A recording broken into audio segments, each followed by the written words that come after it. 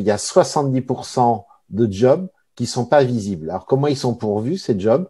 Ils sont pourvus par candidature spontanée, par relation, par ce qu'on appelait dans le temps le piston, parce que donc Le réseau, quoi. mais en réalité, c'est le réseau. Et c'est particulièrement intéressant de voir que les entreprises qui recrutent, elles ont besoin d'être rassurées un peu. Donc, le fait d'avoir envoyé des candidatures spontanées dans des entreprises qui n'ont pas déclenché de recrutement, ben, si elles y pensent, elles se disent, tiens, ce CV est pas mal, ce jeune INSEC, là, il a fait des stages là, ça m'intéresse, je vais discuter avec lui.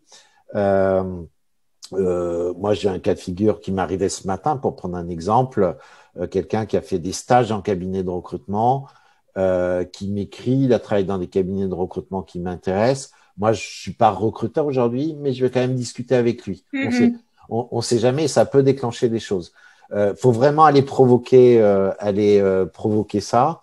C'est un marché d'opportunités, quoi. Il faut vraiment être dans le match. Oui, il faut aller chercher son job. Donc, il faut aller à la rencontre des entreprises, il faut se servir de son réseau plus que jamais, ce que font souvent pas très bien des jeunes diplômés. Pour intervenir régulièrement dans les écoles, quand on parle LinkedIn, on me dit souvent oui, mais moi j'ai pas de réseau. Bah, le réseau, il est déjà dans la salle que j'ai en face de moi. Quand vous parlez à 40 étudiants, c'est un réseau de 40 personnes déjà qui eux-mêmes ont des cousins qui bossent, des oncles, des tantes, etc., des intervenants, des gens qu'ils ont rencontrés dans des stages. En fait, le réseau d'un étudiant, c'est tout de suite 150 à 200 personnes. Fuir l'inactivité, on en a beaucoup parlé, donc prendre des jobs par tous les moyens, stage, alternance. Parfois, vous aurez l'impression de perdre votre temps, mais en fait, vous perdrez pas votre temps. La vie est longue, donc je pense qu'il faut vraiment y aller.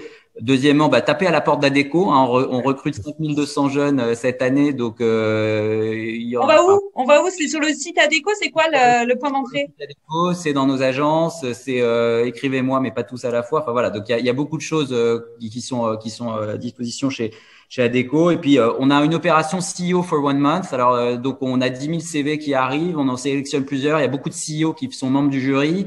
Je sais pas si c'est un vrai prix, mais enfin, en tout cas, c'est l'occasion pour un jeune de passer quand il a été choisi 1 mois avec moi ou 1 mois avec un autre CEO. Donc, ça veut dire que c'est une façon de s'acclimater au monde du business. Donc, voilà, mes 3 conseils, c'est taper à notre porte, rester actif, participer à CEO for 1 month. Je m'appelle Albena Gadjanova, je gère le Career Center de l'ECE École d'ingénieurs du groupe INSEC-U. Si je dois donner aujourd'hui un conseil à un étudiant qui cherche un stage, un contrat d'alternance, un premier emploi, ce serait le suivant. Pensez au marché caché, qui cache 80-90% des emplois. Comment par contre aller dans ce marché caché? Eh bien, il faut activer son réseau. Donc, il y a 4 étapes quand on veut faire cette démarche. La première, c'est de prendre tout simplement un Excel et de noter scrupuleusement tous les contacts. Les amis, les camarades de classe, bien sûr la famille et aussi des gens qu'on connaît peut-être pas mais avec lesquels on a un point commun, comme les anciens élèves par exemple. Deuxième étape, dans cette liste, on va choisir les personnes qui, a priori, ont eux-mêmes aussi un réseau ou qui ont des postes, des responsabilités intéressantes du point de vue de l'emploi. Troisièmement, je contacte ces personnes. Je ne dis pas que je cherche un stage, un contrat d'alternance, parce que peut-être cette personne n'a pas exactement souci à me proposer. En revanche, je vais dire que je cherche des conseils pour mon projet professionnel. Normalement, la plupart des gens acceptent de telles demandes. Quatrième étape, pendant l'entretien où j'explique mon projet professionnel, la personne peut-être me dit « oui, j'ai quelque chose ». Normalement, elle va dire « je n'ai pas aujourd'hui » la plupart du temps. Et là, il faut penser à demander des contacts à cette personne qu'on peut contacter de sa part pour chercher cet emploi. Donc, ça va être mon réseau R2. Et jusqu'au moment où on va trouver cet emploi. Donc, il faut savoir que dans cette démarche, normalement, on trouve des postes intéressants au niveau R3, voire R4.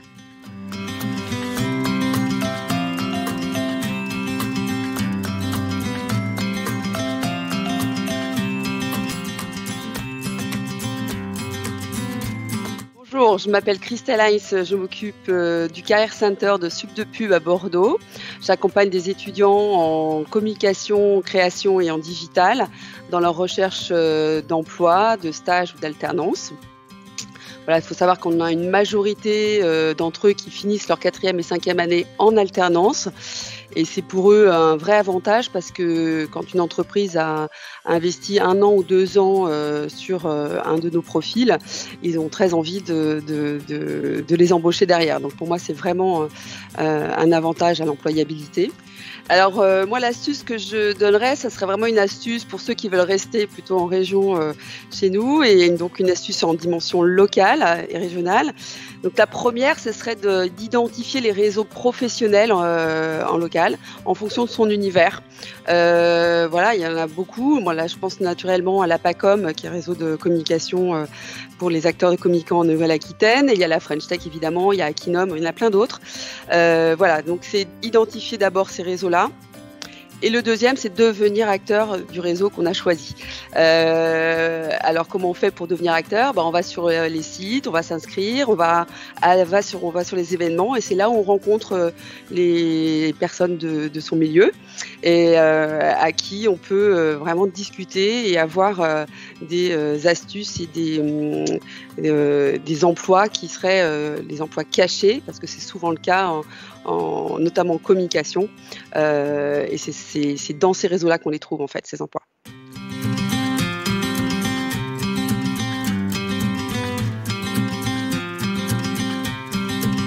Une bonne idée, très pratique. Inscrivez-vous sur le site de l'APEC, l'Association pour l'emploi des cadres, apec.fr, pour avoir un accès gratuit aux offres d'emploi, à des conseils précieux, participer à des événements comme le Web Atelier Premier Emploi, et surtout vous rendre visible aux recruteurs. Tu gardes des contacts avec les alumni ?